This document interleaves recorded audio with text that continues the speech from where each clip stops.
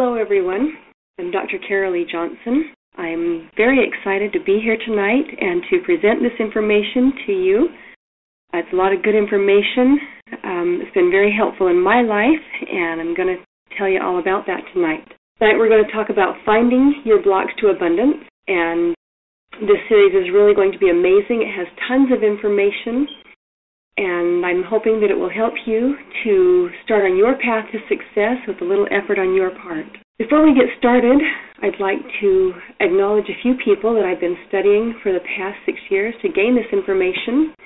And so I'd like to give a shout out to Napoleon Hill, Earl Nightingale, Jim Fanning, Chris Crone, Noah St. John, and last but far from least, my own great-great-uncle, P.T. Barnum. And yes, he was the man who had the Barnum and Bailey Circus. He wrote some excellent books on the principles of success, and I'm going to share some of this information with you in the teleclinic tonight as well. If you need help digging up false beliefs that are limiting your ability to manifest your greatest abundance, or if you need any help at all getting your vision set, then I highly recommend that you sign up for QT treatments with me, and I can help you out with that. The main thing that we're going to learn tonight is about blocking beliefs and how to find and clear whatever belief or perception is holding you back, whether it's about abundance, weight, health, or happiness. We're going to talk about how to find and clear those, and as we progress through this teleclinic, I'm going to reveal everything you need to know to make the law of attraction work for you. Most people only know a small portion of that truth, and in this series, you're going to get the whole picture. Blocking beliefs are a big part of what holds us back from being our unlimited selves that can accomplish anything. Before I learned about energy healing, I was really sick, and I was really strapped financially. And I've never told this part of my story before, but I lived on a ranch where my husband worked. And we lived there because the house came with the job. But we had to pay for any upgrades ourselves, and we couldn't afford very much. So we had a few windows that were covered with plastic because the glass was missing, and the only heat in the house was a single fireplace in the main living area. The winters were long, and the growing season was short, and the temperatures could drop to 20 below zero and stay there for sometimes weeks, but it was good for cattle. In the winter, then, we would wake up to temperatures around 35 to 40 degrees Fahrenheit inside the house, and the water had to be left on at night so that it wouldn't freeze. And sometimes the toilet would still have a thin layer of ice on it in the morning. And the way we stayed warm was blankets and socks and sweaters, and we made quilts. During the day, then, my husband and my boys, they would come in from work freezing, and they would stand in front of that fireplace. And the rest of the room would be colder and colder and colder, depending on how near the fire you were standing. And so as the boys in front of the fire got warmed up, then they would kind of move out a little bit, and then the ones further away would move into the warm spot. And it was kind of comical watching them move in circles depending on how warm their backside was. And they would do that every time they came in to thaw out from working. And they would do that a couple of times a day. My annual income was zero. I had been running a little country store and getting about $300 per month for that, until the ranch owner told me that he was just going to give me a small percentage of the profit. And he decided that he wasn't going to purchase fuel for the little gas pump anymore, which was the main feature that drew in the few customers that lived out there in the middle of nowhere around us. And I don't think he understood this, but any profit went to buy more groceries for the store, and pretty soon there was no store because it had to close. There just wasn't any more income for that. And so we relied on my husband's income, which was less than $10,000 a year before taxes. And it really wasn't enough to support our family. And I didn't know what I was going to do. I had scrimped and saved and borrowed money from my mother to put myself through school. And we had moved several times into different rentals for different jobs over the years, and before we landed on the ranch. and I owed my mom money, which she had scrimped and saved for. And I felt like a real heel, asking for anything that she'd worked so hard for. But the knowledge I'd gained from school had saved my life, and I was healing. And when we ended up on the ranch, I was still weak, and I was really anxious. And part of that anxiety was wondering how we were going to make ends meet, and how was I ever going to pay back my debt. Just the stress of being so strapped caused stress all by itself. I had seen that movie called The Secret, and I tried to manifest something good for my family, but it just wasn't working for me. And one night I was thinking of all the wonderful things that I could do if I could just have enough money. And I had this little piece of paper in my hand. It'd come in the mail, and so I tore a piece off of it. It was just something to write on. And I got a pen, and I sat down on the rug, and I wrote, I make $100,000 a year. And to me, that was like the end-all, beat-all. It was like the impossible dream. Nobody makes that much. And I didn't really believe I could do it either. There was a goal, just a small pinhole of a vision, and I had nothing. And I didn't know how it would ever happen, but I stuck that little piece of paper on the corner of my bathroom mirror, and I looked at it every time I saw myself in that mirror, and I would say it out loud to myself, and it felt like a lie, but I kept doing it. And I'd read it to myself, and I started to not really worry about whether I actually believed it or not. But I said it to myself anyways, and for a couple of months, then I decided it was just a dream, and I forgot about it. We had to move again, and my husband's job had ended, and he was laid off. Little did I know that in less than 5 years, my income would hit that $100,000 mark and exceed it. And I didn't win the lottery. I just did what I already knew, and I built on it. But before I did, I hit the very lowest point in my life, and my husband told me that I might need to apply for state help to feed the kids, welfare. And to me, welfare meant that there wasn't any hope anymore, and I just groaned. I hated asking for the state for help, and I hated the feeling of having the government paw through every aspect of my life. I'd done that before when I'd lost my 2 little boys, and it just felt to me, that if I could just put as much effort into a real job as I did telling the state every aspect of my life, then I could be rich. And when things got to that point and everything felt completely hopeless, I got on my knees and I prayed for help. And I just cried and I prayed because the road just looked way too hard anymore. And I didn't know what to do. And I felt like a total failure at life. And my health was still poor. I was as good as homeless. And I could barely feed my family. But after all the effort I'd put forth to stay in this world for my family, I couldn't give up. And I believe in the power of prayer. And the answer came. It came in a most unusual way. A friend dropped a book in my lap about tapping. It was EFT, energy tapping, emotional freedom techniques. And it was written by a guy named Gary Craig. And I read it, and I learned how to do it. And it helped me feel a little better in my health, but the anxiety was still overwhelming, and I still didn't have any money. The anxiety I was experiencing at that point in my life was so overwhelming that I couldn't be alone, and I couldn't leave my house, and I couldn't drive, and I was still really tired all the time. And like I said, it was the lowest point in my life. Well, I watched the Gary Craig videos, and on those videos was a guy named Steve Daniel. And this guy, he did something I'd never seen before. He muscle tested and found information that healed people, and it was incredible. He exuded a compassion for people that was rare, and I could sense it just from the video, and I was drawn by that energy. There were a lot of healers on the video that day, and he stood out. I was intrigued, and I felt strongly compelled to find out more. In my gut, I knew that he had something that I needed, and I'm sure that this was a higher power at work because I had asked God for help.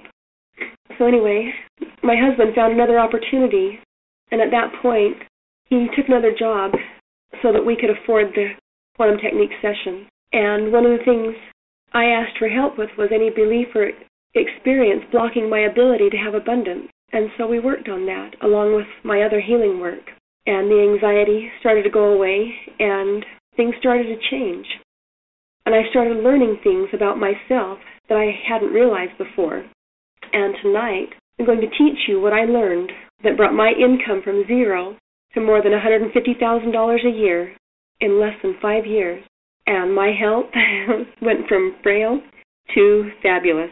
I run a couple of miles just about every night, and I feel great. I would have never thought that I could get this far with my health the way that it was. What I learned is that financial success, or any success in our life, even success with our health, is conscious intention or conscious creation. I also learned that I had to find anything that was blocking my conscious intention to create and get rid of it. And you act according to what you believe. It's true. And so I found and changed any belief that was blocking me from achieving what I intended to create. I was not a victim of any circumstance anymore. I couldn't change anyone else, but I could change me, and all that was standing in the way was me. Just my blocking or limiting beliefs that I could easily pinpoint by muscle testing. Let me tell you what a person looks like when they learn how to consciously accomplish their goals. Creating your goals consciously means that you are an individual who has developed the ability to manifest with faith in the appropriate time and space your desires that are in alignment with your true purpose or the mission that you were sent here to accomplish. You know that you can dream, build, or achieve anything you want within the natural laws. You consciously transcend limitations and overcome obstacles. You are relentlessly creative, innovative, and productive. When you create your world consciously, you use the power of choice instead of being at the mercy of the whims of fortune and luck, which is where I felt like I was at. You're fueled by passion and driven by a clear purpose and compelling vision. And you know exactly who you are and what you want, and you are willing to pay the price to get it. And most importantly, what you want isn't just about yourself. You strive to build something greater than yourself and leave a lasting legacy. You become a force for good in this world. And when you become free of any thought that limits you, then you are unlimited in your ability to create your vision. And since we were all born to create, this leads to the highest level of peace and joy and fulfillment.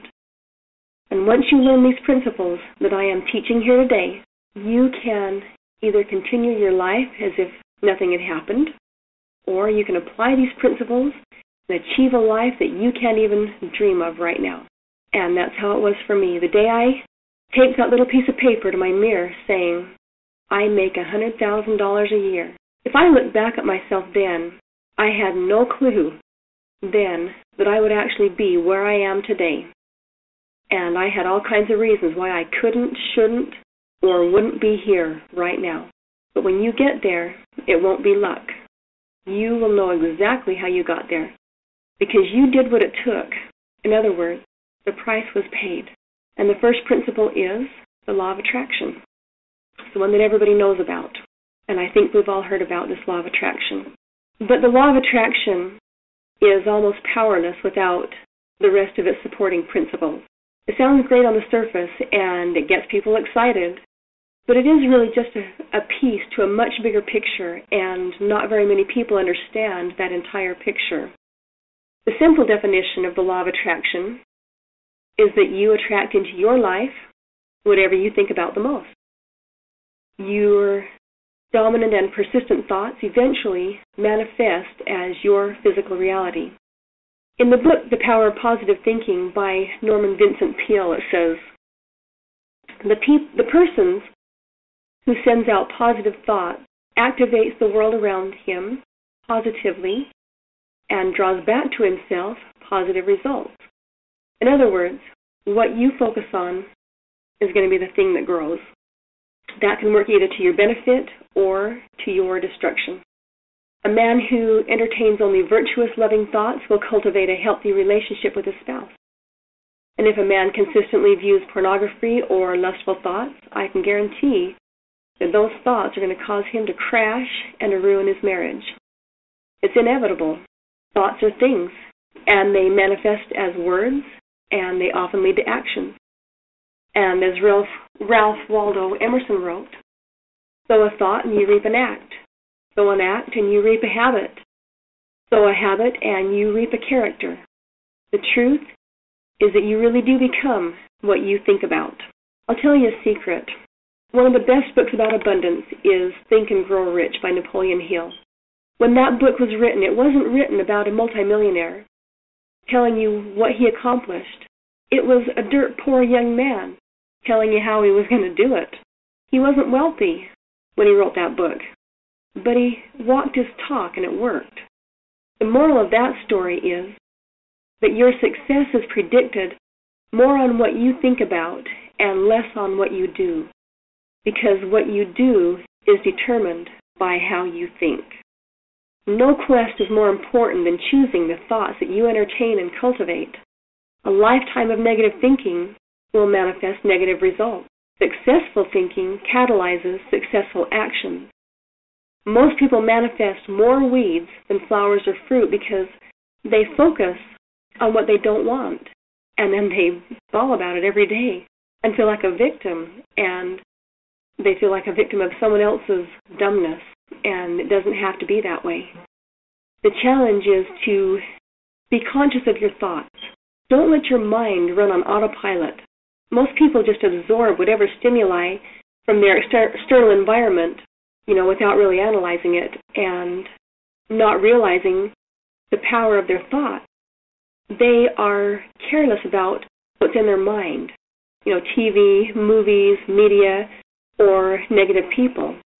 If you let yourself run on autopilot, then you are powerless to change your reality. Don't be a captive of the media or even circumstances. Be aware of the power of your thoughts and catch yourself and turn your thoughts positive. Elevate your consciousness. When you can do that, then you are ready for the fuel that moves the vehicle that we call the law of attraction. And that next principle that supports the law of attraction is the law of purpose. The law of purpose says that for you to achieve your highest potential, your desires and actions must be a manifestation of your true self and true purpose.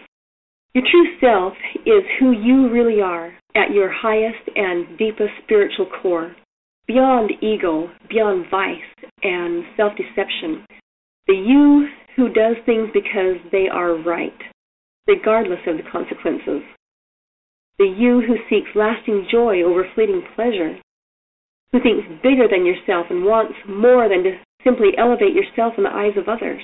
Your intuition or your conscience, it gives you satisfaction when you do something right and distress when you stray from the right path.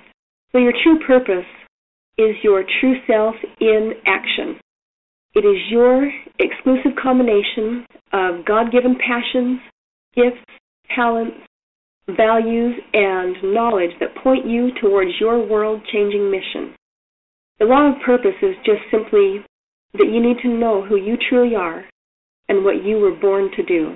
When I was figuring out my true purpose in this life, it was kind of obvious to me that I wasn't born to be an NFL quarterback, even though that would be really cool, because for one thing, I'm a girl, and I'm small in stature, and so I had to scratch that one.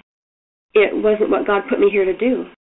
Andrew Carnegie explained the relationship between the law of attraction and the law of purpose really well. And he says, when a person has a definite purpose in life and forms a definite plan for attaining it and brings this purpose and plan into his mind many times daily, fanning it into a white flame of enthusiasm as he lives it out step by step, he forms a definite thought habit, which goes right on working while he sleeps, the same as when he's awake.